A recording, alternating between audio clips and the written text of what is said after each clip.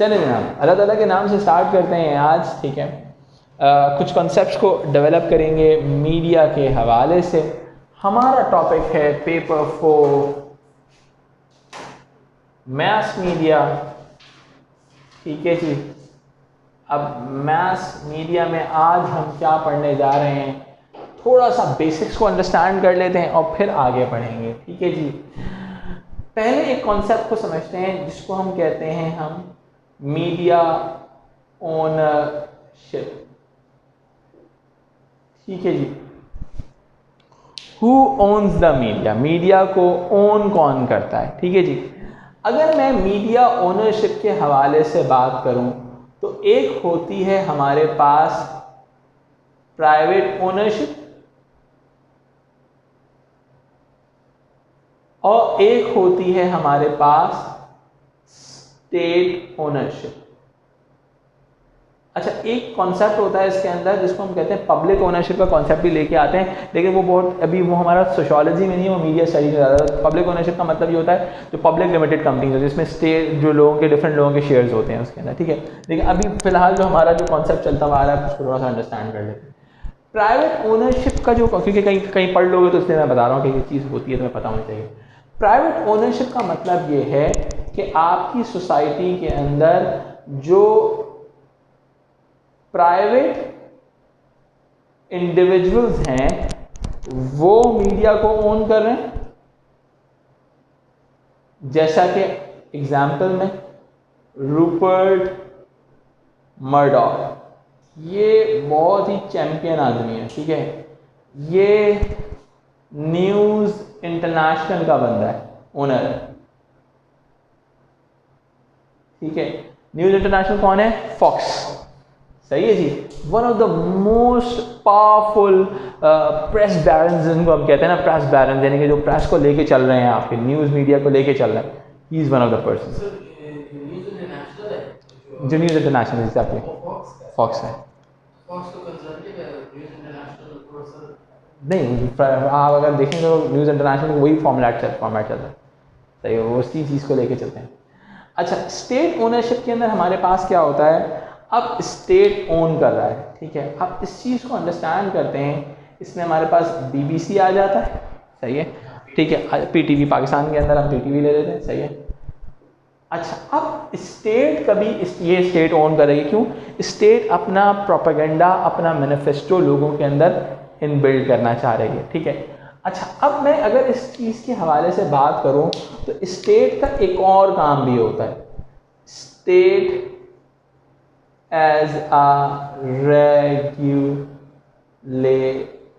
State को हमने क्या कहा? एज अ रेगुलेटर, यानी कि स्टेट रेगुलेटर के तरह भी काम भी करता है। जैसे कि हमारे पास PTA है, सॉरी पैमरा है, और आपका UK के अंदर ऑफकॉम है, सही है, ठीक है। ये हमारे पास कोर मीडिया ओनरशिप का पैटर्न आ जाता है, सही है। अच्छा, अब एक कॉन्सेप्ट आता है हमारे पास जिसको हम कहते हैं बिग 6, ठीक है। अच्छा, अब ये बिग 5 भी होती जा रही है, ठीक है। कौन? अब देखो, बिग 6 भी कहते हैं और इनको हम कहते हैं कॉन्ग्लोमेरेट्स। अब कॉन्सेप्ट क्या है इसका? कॉन्सेप्ट बहुत सिंपल सा है। एक वक्त था US के अंदर जब तकरीबन 90s की बात कर रहे हैं, ठीक है, way around 50 to 60 media owners on the whole media industry, 50 to 60 media owners on the whole media industry, ठीक है। Over the period of time क्या हुआ? इंटीग्रेशन हुई। क्या हुई बेटा? इंटीग्रेशन। इंटीग्रेशन का मतलब क्या है? इंटीग्रेशन का मतलब होता है एक कंपनी अपना साइज मल्टीप्लाई कर रही है, कंपनी अपना साइज मल्टीप्लाई कर रही है। अगर आपने बिजनेस में पढ़ा हो तो आपको पता होगा कि एक वर्टिकल इंटीग्रेशन होती है और एक हॉरिजॉन्टल इंटीग्रेशन होती है। वर्टिकल इंटीग्रेशन का मतलब है कि आप एक कंपनी है, आप अपने सप्लायर बन जाएं या अपने कस्टमर बन जाएं। बहुत सिंपल सी बात है। फिल्म इंडस्ट्री की बात कर लेते हैं।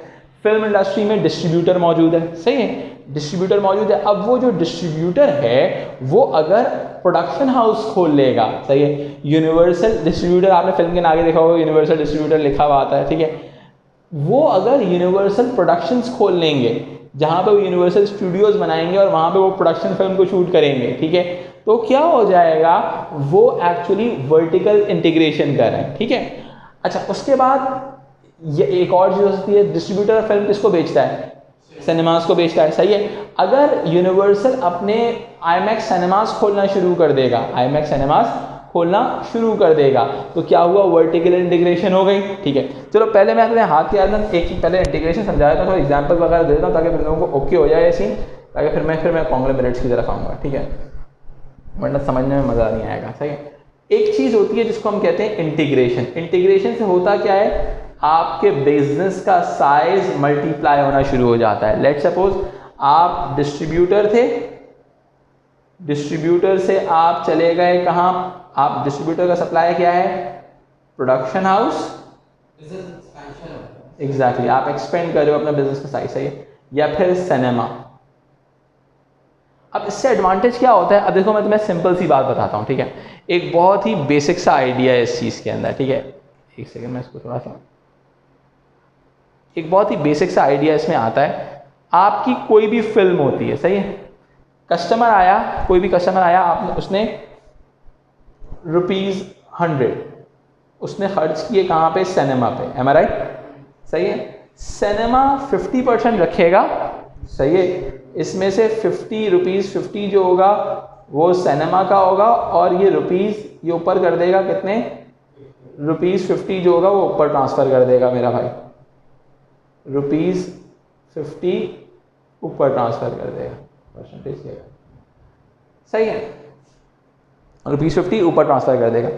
अब क्या होगा, 20% ये अपने पास रखेगा, ₹20 डिस्ट्रीब्यूटर अपनी प्राइस कॉस्ट रखेगा, और प्रोडक्शन हाउस को देगा ₹30, यानी कि आप कोई भी बॉक्स ऑफिस रिटर्न देखते हैं तो फिल्म बनाने वाले के पास आता है सिर्फ 30%, 1/3 आता है खाली, सही है। अब लेट सपोज अगर पूरा यूनिट तुम्हारा है, पूरी चीज़ें यहाँ, सिर्फ तुम्हारी प्रोडक्शन कॉस्ट आएगी खाली, सही है, प्रोडक्शन कॉस्ट आएगी, ठीक है। अब जब प्रोडक्शन कॉस्ट आएगी, समझ रहे हो मेरी बात, सिर्फ आपकी प्रोडक्शन कॉस्ट आएगी, बाकी की पूरी प्रॉफिट आपका, समझ, इकोनॉमीज ऑफ स्केल, इसी चीज को हम कहते हैं इंटीग्रेशन से होता क्या है, इकोनॉमीज ऑफ स्केल अचीव होता है, higher the production level lower the average cost, यानी कि प्रोडक्शन लेवल आपका बढ़ता चला जाता है और आपकी एवरेज कॉस्ट कम होनी चाहिए। अब इसके अलावा हॉरिजॉन्टल इंटीग्रेशन भी होती है कि एक डिस्ट्रीब्यूशन हाउस ने दूसरे डिस्ट्रीब्यूशन हाउस को खरीद लिया, ठीक है, ऐसा भी हो सकता है, ठीक है, ये हॉरिजॉन्टल इंटीग्रेशन होती है। अच्छा, इसके अलावा जो असल चीज़ इसको हमने डिस्कस करना था,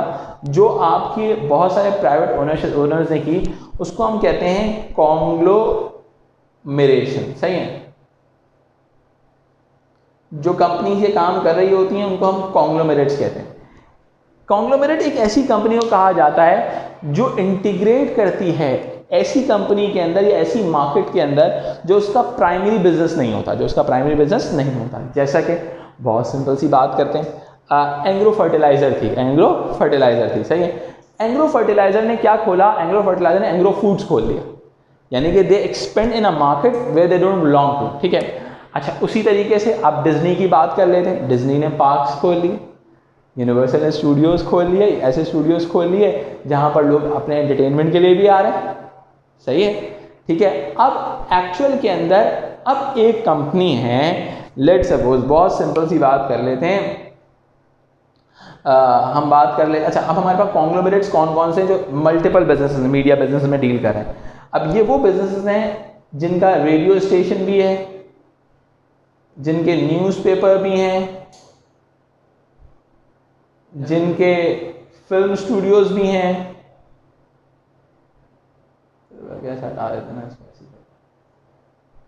फिल्म स्टूडियोज भी हैं, जो डिस्ट्रीब्यूटर भी हैं फिल्म के, जिनके सिनेमाज भी हैं, जिनके रिजॉर्ट्स भी हैं, जिनके पार्क्स भी हैं, ठीक है। यानी कि एक कंपनी है जो मल्टीपल बिजनेस के अंदर अपनी एग्जिस्टेंस मौजूद रखे हुए है, सही है, जिससे उसका इकोनॉमीज ऑफ स्केल बहुत बढ़ जाता है, रेवेन्यू का मार्जिन बहुत बढ़ जाता है, उसके पास फंडिंग इतनी ज़्यादा होती है किसी के पास होती नहीं। इसी वजह से हम देखते हैं कि बहुत सारे इंडी फिल्म मेकर्स का मतलब होता है जो इंडिपेंडेंट फिल्म मेकर्स होते हैं, वो अपनी फिल्म रिलीज़ नहीं कर पाते। क्यों रिलीज़ नहीं कर पाते? क्योंकि उनके पास इतना फंड ही नहीं होता। अच्छा, इसके अलावा इनके अंदर पोस्ट प्रोडक्शन हाउसेस, जिसके अंदर जो स्पेशल इफेक्ट्स वगैरह होते हैं, CGI वगैरह करते हैं, सही है। पोस्ट प्रोडक्शन हाउसेस के अलावा म्यूजिक लेबल्स इन्हीं के होते हैं। हर सारी चीज़ें या इसमें से 3-4 भी में तो वो भी इंटीग्रेशन है, एग्जैक्टली। अब जैसे टीवी स्टेशन होते हैं, वैसे इंपॉर्टेंट मैंने मिस कर दिया। अब जैसे सोनी है, सही है, सोनी सीरियस वालों का जो है, अब वो क्या सीन है कि उनका एलिमेंट ये है कि व्हाट दे वर डूइंग, अब स्काईफॉल रिलीज़ होती है, सही है। उसका टीवी स्टेशन जो होगा वो मार्केटिंग कर रहा होगा, उसकी सोनी मार्केटिंग कर रहा होगा स्काईफॉल की, सही है। उसके अपने सिनेमाज, अपनी टेक्नोलॉजीज़ हैं, ठीक है, वो अपने वहाँ पे इंटीग्रेट कर रहे हैं उस चीज़ को, ठीक है। अच्छा, अब देखें ज़रा कॉन्ग्लोमरेट्स की बात करते हैं तो हमारे पास कौन कौन से कॉन्ग्लोमरेट्स आते हैं। यूनिवर्सल, जिसको हम कॉमकास्ट भी कहते हैं। मैं उनके जो जेनेरिक नेम्स हैं ना वो मेंशन कर रहा हूँ आपके पास। कॉमकास्ट इसका वैसे नया नेम है, ठीक है। इसके अलावा डिज्नी है, ठीक है, अमेजॉन नहीं है, वो उसमें आएगा, मैं आऊँगा अब इस चीज़ के ऊपर, ठीक है। सोनी, अच्छा 21st, अच्छा अभी मैं बिग 6 की बात कर रहा हूँ। 21st सेंचुरी फॉक्स को डिज्नी ने बाय किया है, सही है, लेकिन अभी हम बिग 6 के अंदर इसको काउंट करते हैं, सही है। इसीलिए हम बिग 5 हो गए हैं, वो हम इसीलिए कहते हैं, सही है। लेकिन पता होना चाहिए आपको कि ये दो अलग अलग एंटिटी है। फॉक्स, ठीक है, डिज्नी, 21st सेंचुरी फॉक्स आपका आ गया, वार्नर ब्रदर्स आ गया,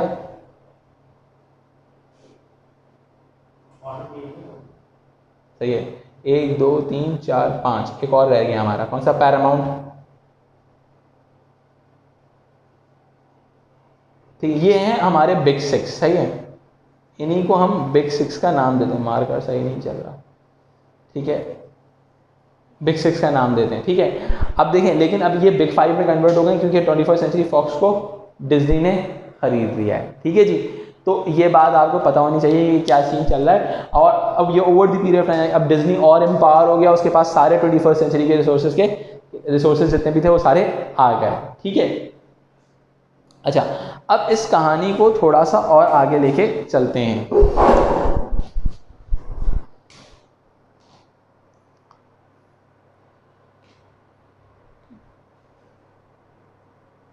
अच्छा जी, I hope the things are clear till now. अब हम थोड़ा सा इस कॉन्सेप्चुअली इसको लेके चलते हैं कि अब over the period of time हम क्या देख रहे हैं। हम ये देख रहे हैं कि, एक सेकेंड रुकिएगा, अच्छा जी, तो अच्छा जी, अब होता क्या है, यानी कि मीडिया इंडस्ट्री में अगर मैं आपको सच बताऊं तो जो हाईएस्ट लेवल ऑफ इनइक्वालिटी होता है ना वो मौजूद है, चाहे वो दुनिया की कोई भी मीडिया इंडस्ट्री हो, ठीक है। अच्छा, ये जो बिग 6 हैं ये दुनिया की हर मार्केट में इन्फिल्ट्रेट कर चुके हैं, चाहे वो टॉलीवुड हो जो तमिल इंडस्ट्री है, चाहे वो बॉलीवुड हो, वहाँ पे मौजूद हैं। और अब क्या है, ये हाईएस्ट लेवल ऑफ इनइक्वालिटीज़ हैं। अगर मैं आपको बॉलीवुड की एग्जांपल दूँ कि आप लोगों को बॉलीवुड की एग्जांपल आसानी से समझ में आ जाएगी। जैसे मैं आपको बताता हूँ कि बॉलीवुड के अंदर, अभी मैं कल रात में एक पॉडकास्ट देख रहा था एक डायरेक्टर की,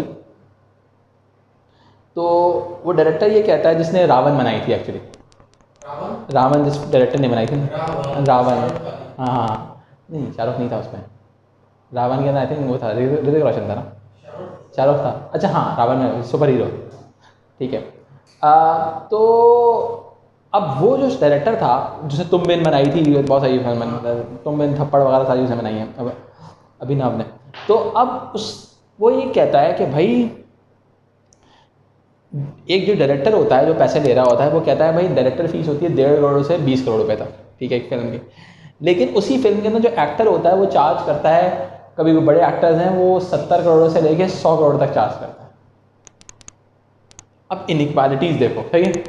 अब यानी कि ये दो लोग, और उसके बाद ऊपर प्रोड्यूसर है वो कमाएगा, इसके अलावा बाकी जितने भी लोग हैं वो सारे बहुत कम कमाएंगे। इनइक्वालिटीज़ क्रिएट हो रही है। तो अब दुनिया भर के अंदर ये जो मीडिया हाउसेस हैं, ये दरअसल ये जो कंट्रोलर्स हैं इसके, सारा पैसा वो कमाते हैं, और अब आप सोचो जो इनके अलावा जो लोग होते होंगे वो नहीं कमाते, इनइक्वालिटी क्रिएट हो रही है। अच्छा, इसके अलावा एक और बड़ा इंपॉर्टेंट एलिमेंट है, वो ये है कि ये मीडिया हाउसेस जो लोग ओन करते हैं, ठीक है। अब जाहिर सी बात है जो प्राइवेट ओनर्स होंगे वो अपना इन्फ्लुएंस मैक्सिमम लेवल पे इन्फिल्ट्रेट करेंगे, सही है। प्राइवेट ओनर्स मैक्सिमम लेवल पे अपना इम्पैक्ट इन्फिल्ट्रेट करेंगे। क्यों? क्योंकि वो बहुत पावरफुल लोग होंगे। वो जाहिर सी, जैसे रूपर्ट मर्डॉक के बारे में कहते हैं कि रूपर्ट मर्डॉक अपने एडिटर्स की भी नहीं सुनता। बिल्कुल ऐसा जिस पर एग्जैक्टली लेवेसन बिल्कुल ऐसा ही हुई। तो अब जैसे तुमने अभी बात की ना अमेजोन की, अच्छा अब इसमें ये ना अब over the period of time हो क्या रहा है, अब ओनरशिप किस तरह से, पहले ये कॉन्ग्लोमरेट्स के पास सारी पावर थी, ठीक है। Over the period of time जब से डिजिटलाइजेशन हुई है तो डिजिटलाइजेशन ने इन ओनर्स का इम्पैक्ट बहुत बुरी तरह से मिनिमाइज कर दिया है, ठीक है। इन ओनर्स को किसी भी तरीके से डिजिटल फॉर्मेट पे आना पड़ेगा, जैसे कि ओवर द पीरियड जो अब न्यू फॉर्मेट है ओनरशिप का फिल्म्स का, जो न्यू डिस्ट्रीब्यूशन पैटर्न्स हैं वो आ रहे हैं नेटफ्लिक्स, अमेजॉन, सही है, सोनी लाइव। इसी वजह से क्या हुआ, इनको भी डिजिटल प्लेटफॉर्मेट्स पे आना पड़ा। सोनी लाइव लाए ये लोग, डिज्नी प्लस लेके आए, ठीक है। तो ऑटोमेटिकली क्या है, डिजिटलाइजेशन ने जो इनका कंट्रोल था वो काफ़ी हद तक मिनिमाइज कर दिया। Am I right? ये बात समझ में आती है, आई होप कि due to digitalisation the control exactly ऐसा है। अब वो अब न्यू कॉन्ग्लोमरेट्स हैं, सो कहते हैं न्यू कॉन्ग्लोमरेट, ठीक है, डिजिटल कॉन्ग्लोमरेट जो OTT प्लेटफॉर्म हैं जो अब इनको चैलेंज करेंगे दरअसल, सही है। अब इनको हुआ ये, इसमें ना थोड़ी सी ये जो आपके बिग सिक्स है ना, इन्होंने OTT प्लेटफॉर्म्स लाने के लिए, जो आपके इंटरनेट बेस्ड प्लेटफॉर्म्स लाने के लिए थोड़ी सी देर कर दी बात सारी, जिस दौरान दूसरे प्लेटफॉर्म्स के पास बड़ा स्ट्रेंथन मौका मिल गया। अच्छा अब देखो क्या हुआ, इंडिया के अंदर ZEE5 आ गया, सही है। अब ZEE5 एक बहुत बड़ा डिस्ट्रीब्यूटर है OTT का, सही है। सोनी लाइव है, अमेजॉन प्राइम है, ठीक है। तो अब क्या करते हैं ये लोग फिल्म्स के साथ क्या कॉन्ट्रैक्ट करते हैं, ये अब तो मुझे बताओ, चक दे इंडिया तो मैं इंटरनेट के बाद निकाल के दिखा दो, नेटफ्लिक्स पे भी नहीं है, अमेजॉन पे आए थे चक दे इंडिया, सही है। तो अब क्या है, सोनी लाइव है, अमेजॉन पे नहीं, सोनी लाइव पर, ठीक है। सोनी लाइव पे, अमेजॉन, इन दोनों में से किसी एक के ऊपर आता है, ठीक है। तो ये फिल्म्स के जो कॉन्ट्रैक्ट साइन कर रहे हैं, ये एक्सक्लूसिविटी के कॉन्ट्रैक्ट साइन कर रहे हैं, सही है। कि ये एक्सक्लूसिविटी कॉन्ट्रैक्ट का मतलब क्या है कि you need to be exclusive with us, कि हाँ आप हमारी फिल्म, आपके अलावा हमारे अलावा कहीं और फिल्म रिलीज नहीं करोगे। अच्छा अब मैं इस चीज़ को थोड़ा सा आगे पर्सपेक्टिव्स के हिसाब से लेके चलता हूँ। देखिए हमारे पास पर्सपेक्टिव्स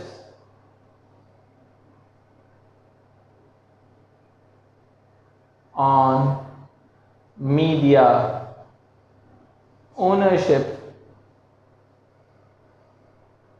एंड कंट्रोल, यानी कि हम इस बात को अंडरस्टैंड करते रहें कि मीडिया ओनरशिप के हवाले से हमारे पर्सपेक्टिव या हमारे सोशियोलॉजिस्ट क्या कहते हैं, ठीक है जी। अब पहले थोड़ा सा कोर आइडिया क्रिएट करेंगे।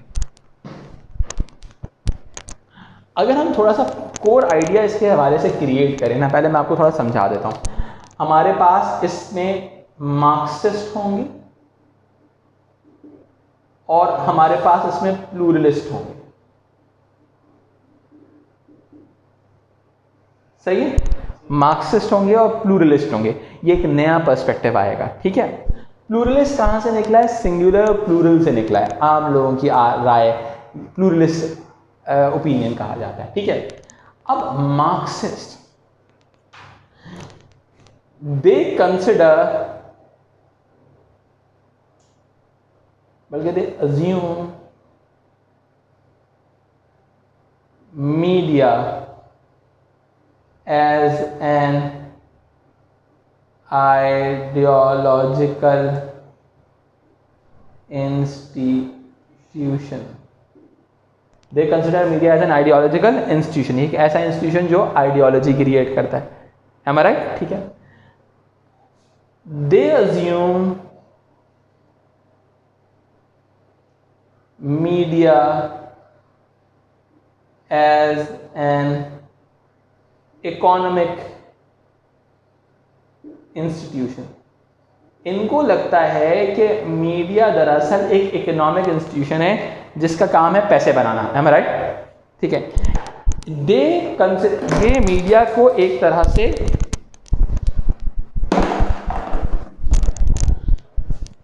ये लोग मीडिया को एक बिजनेस मॉडल के तौर पे देखेंगे, ये मीडिया को एक आइडियोलॉजिकल मॉडल के तौर पे देखेंगे। समझ आई बात? इनको लगेगा media owners reproduce capitalist ideology through their content control. यानी कि जो मीडिया ओनर्स हैं कैपिटलिस्ट आइडियोलॉजी को वो प्रमोट कर रहे हैं। M I right? सही है। रिप्रोड्यूस की बजाय आप कर लो प्रमोट, क्योंकि वो ऑलरेडी एग्जिस्ट करती है ना। Media owners promote capitalist ideology through their content control. Am I right? ठीक है। प्लूरलिस्ट जो हैं मीडिया को कंसिडर करते हैं एज अ बिजनेस मॉडल। सही है, ये इसको as a business model control करते हैं। ठीक है। According to pluralist managers control the media content. यानी कि according to pluralist managers control the media content, यानी कि जो आपके मैनेजर्स हैं वो मीडिया कंटेंट को कंट्रोल करते हैं। समझ में आती है बात? सही है। इनके नज़दीक ओनर्स जो है अपना इन्फ्लुएंस आइडियोलॉजिकल रिप्रोडक्शन के लिए आइडियोलॉजिकल डेवलपमेंट, यानी कि आइडियोलॉजी कौन सी प्रमोट करनी है? कैपिटलिज्म की आइडियोलॉजी प्रमोट करनी है। ठीक है, कि भाई सोसाइटी के अंदर अब ये क्या है, जरा सा मेंशन भी कर देते हैं। ये कैपिटलिस्ट आइडियोलॉजी क्या है? Inequality as a natural phenomena। ठीक है। आई एम सो सॉरी यार, आज मैं मार्कर मजे बिल्कुल अजीब से हुए हैं आज मार्कर ना, इसके से थोड़ा सा राइटिंग खराब हो रही है। अच्छा, inequality as a natural phenomena है। ठीक है। Inequality as a natural phenomena का मतलब क्या है कि इनइक्वालिटी जो है एक नेचुरल मेथोडोलॉजी के थ्रू डिफाइन कर रहे होते हैं। इनके नज़दीक प्लूरलिस्ट दरअसल मैनेजेरियलिज्म की बात करते हैं। किसकी बात करते हैं? They talk about managerialism।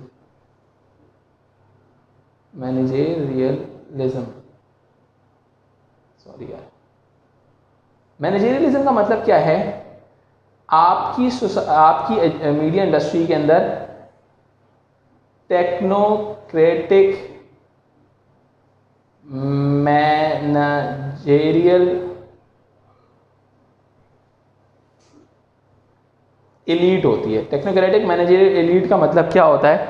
ये वो लोग होते हैं, टेक्नोक्रेटिक मैनेजेरियल एलीट ये वो लोग होते हैं जो लेट सपोज, अब मैं आपको बताता हूँ ये होते कौन लोग हैं। इनके नज़दीक प्लूरलिस्ट जो है ना, इनको बहुत इंपॉर्टेंस देते हैं। जैसे मार्क्सिस्ट ओनरशिप के हवाले से, कंट्रोल के हवाले से ओनर्स को बहुत इंपॉर्टेंस देते हैं। ये लोग ये कौन लोग कहते हैं? जैसे मैं आपको बताता हूँ, आपके न्यूज़ एडिटर्स हो गए जो कि हाई लेवल एम्प्लॉयज़ होते हैं। सही है।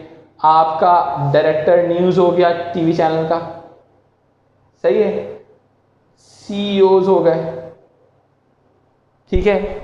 ये कौन लोग हैं? ये आपके एक्चुअली इनके नज़दीक जो आपके रियल ओनर्स होते हैं वो सिर्फ स्ट्रैटेजिक डिसीजन लेते हैं। Day to day issues are going to control and run by managers. सही है। यानी कि आपकी अकॉर्डिंग टू प्लूरलिस्ट आपके मीडिया कंटेंट के अंदर एक्चुअली जो भी कंटेंट आ रहा होता है it is created by the managers rather than the owners. According to Marxist it is control and the media is own and control by the owners and they infiltrate their messages, their ideological guidelines to the employees. Am I right? According to Marxists, it is impossible that an organization is working not on the vision of owners. सही है। यानी कि owners की vision के बगैर काम कर रहे हैं, अदरवाइज तो मालिकान को, वो मैनेजर्स को ओनर निकाल देगा अगर if they are not working as per the guideline. सही है। सही है। तो अब होता क्या है, एक्चुअली मार्क्सिस्ट जो हैं मीडिया को एक आइडियोलॉजिकल ऑर्गेनाइजेशन क्रिएट करने के लिए, आइडियोलॉजिकल इंस्टीट्यूशन डिक्लेयर करने की कोशिश कर रहे होते हैं, और आपके प्लूरलिस्ट इसको एक बिजनेस मॉडल के तौर पे देखते हैं। सही है। अब क्या कहते हैं, इनके नजदीक मैनेजर्स